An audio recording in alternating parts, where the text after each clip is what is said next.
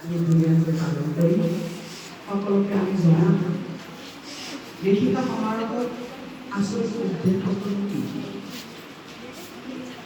মঞ্চত উপবিষ্ট আমাৰ কোকৰাঝাৰ জিলাৰ সন্মানীয় সভানেত্ৰী মহোদয়া, ইয়াত উপস্থিত কোকৰাঝাৰ জিলাৰে আন আন বিষয়ববীয়াসকল, লগতে আমাৰ প্ৰত্যেক শাখা পৰা অহা উপদেষ্টা প্ৰমুখে আমি সভানেত্ৰী সম্পাদিকা আৰু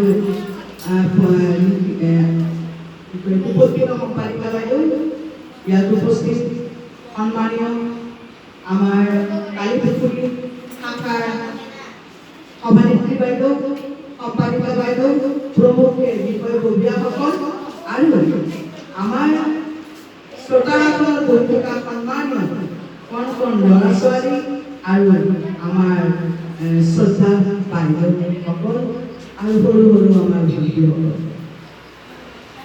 এয়া হ'ল সদৌ অসম লেখিকা সমাৰোহ সমিতি।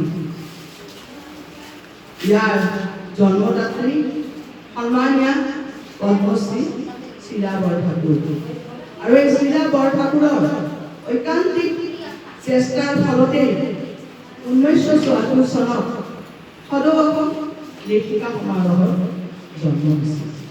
মাত্ৰ জন্ম দিয়ে তেখেতে শান্ত হৈ থকা নাছিল। তেখেতে কথা মতে